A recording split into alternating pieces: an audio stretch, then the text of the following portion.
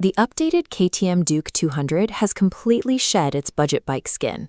It now looks and feels like a flagship machine. KTM rated the parts bin of their 390 series, bolting on a massive color TFT display and upgrading the front brake to a sharp 320mm ByBre setup. But those premium parts come with a premium bill. You're looking at an on-road price tag hovering around 2.3 lakh rupees. That puts this motorcycle in a very strange market position, because for that exact same amount of money, you can buy motorcycles with 400cc engines. Let's map out exactly what your money buys using a comparison matrix of on-road price versus engine cc. Here is our baseline.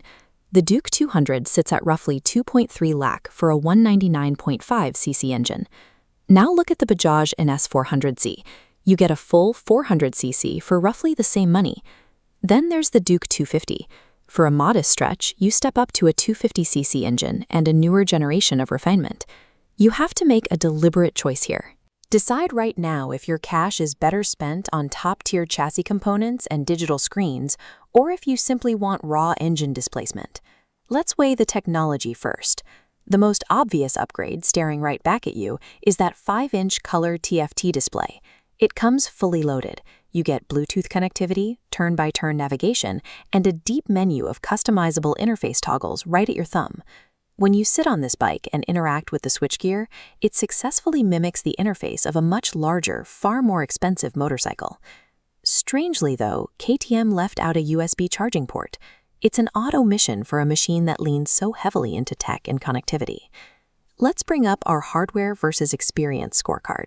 When we grade the tech and interface, it slides cleanly into the highly positive zone. That advanced cockpit experience does a lot of heavy lifting. It elevates how you interact with the machine daily, justifying a distinct portion of that premium price. Moving down to the mechanical hardware, the front end is dominated by thick 43mm WP Apex USD forks. Attached to those forks is the upgraded 320mm front disc. The initial bite from those ByBre calipers is strong and gives you immediate feedback. All of this bolts to KTM's signature trellis frame, keeping the curb weight down to a highly manageable 159 kilograms. Because the bike is light and the front end is rigid, the handling is surgical. When you tip into a corner, it stays extremely stable and feeds you a ton of confidence. But that stability demands a sacrifice. The suspension is tuned stiff. If your commute involves potholes or broken city roads, you are going to feel every single jolt. The rear brake also leaves a bit to be desired. While the front is sharp, the rear setup feels underwhelming compared to the rest of the hardware. Updating our scorecard, surgical handling easily maxes out in the positive, while ride comfort takes a noticeable dip into the negative. KTM intentionally compromised daily comfort on this motorcycle to deliver aggressive, precision cornering. Underneath that frame sits a 199.5cc liquid-cooled engine, producing 25 horsepower and 19.3 Newton-meters of torque.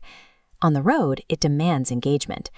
The engine is free revving, delivering a strong punch in the mid-range and plenty of high RPM drama. It's also reasonably efficient. Ride it conservatively, and you can extract 30 to 35 kilometers per liter. But let's bring the Bajaj NS400Z back into the picture. The Duke 200 simply cannot compete with the brute torque and superior straight-line pulling power of a 400cc engine. Because the Duke has a smaller displacement, you have to constantly shift gears to keep it in the power band, and without an included quick shifter, your left foot and hand are always working. If you step up to the Duke 250 for roughly a 30,000 rupee premium, you get a newer, more refined engine generation, and the quick shifter comes standard. Looking at the scorecard one last time, the toggle for raw torque drops low. In straight line speed, it is beaten by its 400cc rivals. Choosing this engine means accepting you won't dominate highway passing lanes. Instead, you get a high-revving, highly active urban Streetfighter. The Duke 200 is no longer a budget-friendly powerhouse. It has matured into a niche premium sport bike. If you are chasing maximum top speed or want to rule the highway, skip this bike completely. Go buy the NS400Z. Let's map out your choices logically. Look at this decision tree. The very first question you have to answer is, what is your primary priority? If your answer is maximum power per rupee, your path goes left. Buy the 400cc alternatives. If your priority is component quality and tech, you follow the path to the right. Here, you hit a second filter. Can you stretch your budget by an extra 30,000 rupees? If yes, that extra cash buys you the Duke 250, giving you greater engine refinement and that standard quickshifter. If your budget is strictly capped, your path leads directly to the Duke 200. The perfect owner for this machine is someone who prioritizes agile city handling, premium digital interfaces, and aggressive character, but has a hard spending ceiling of 2.3 lakh. It comes down to calculating exactly what you need a motorcycle to do. Ultimately, this bike's true value depends entirely on whether you measure worth by the size of the engine or the quality of the parts bolted around it.